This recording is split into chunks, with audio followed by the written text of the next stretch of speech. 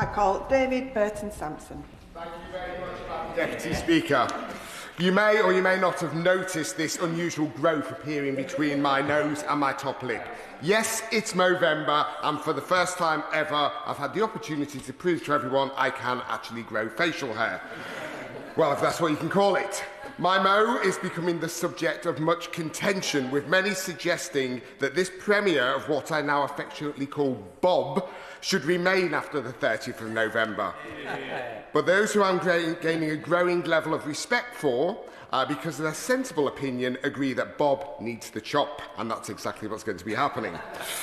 Movember is one of many great organisations focusing on men's health, including improving men's mental health. I am growing this Mo to highlight a plight that many of us will have been touched by, not just poor mental health, but male suicide. As I have said in this place before, I have been personally impacted by male suicide, having lost a good friend literally just a year ago last week. A year on, I know that for me and all those who were part of his life, the initial shock may have gone, but the sense of loss and pain still lingers, as do the endless questions of what if, no more so than for my friend's husband. We often forget that suicide has a profound effect on those left behind, especially partners. Suicide survivors, as they are known, will often likely go on to develop depression, PTSD, and need psychiatric care. Most worryingly, people bereaved by suicide are 65% more likely to take their own life than somebody bereaved by a natural loss. The story of my friend is sadly a story that is repeated time and time again. The stats around male suicide are simply shocking. 3 in every 4 suicides are male, and it's the leading cause of death amongst young men aged 20 to 34, with the highest rates of suicide amongst men aged 40 to 54.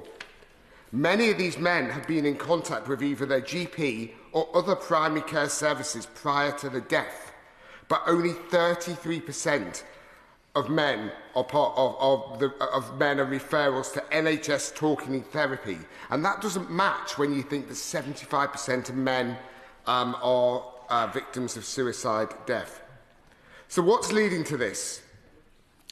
It's often thought that men just don't talk about their feelings. Similarly, they ignore signs of ill health.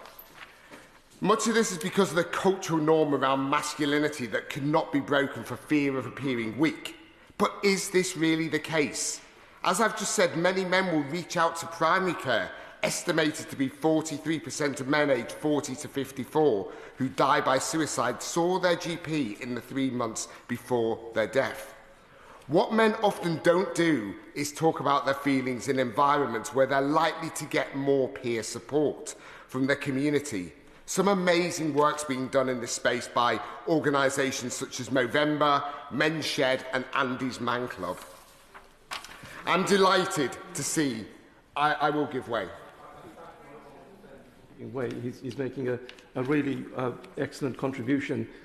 On the issue of men not expressing their feelings, at my last surgery, I had a constituent who was telling me about the domestic abuse he had suffered, but being a man, feeling unable to express that because men do not get beaten up by women.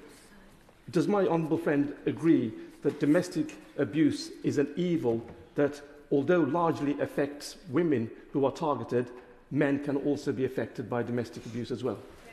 I do agree with everything my honourable friend has just said. Domestic abuse is abhorrent, and it does mainly affect women, but we can't deny that it also affects men, and this is something we need to look into and address.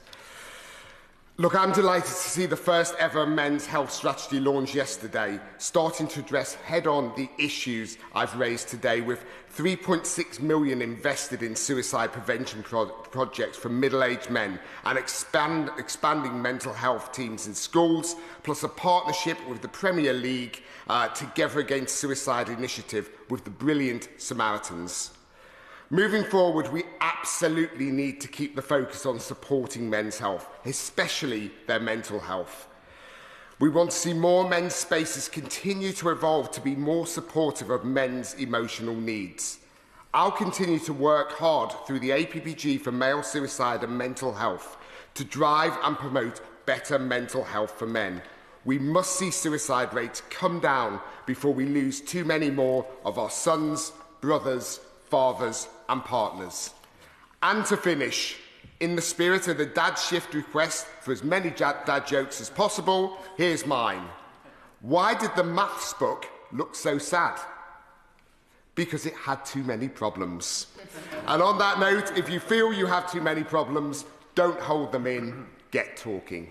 Thank you.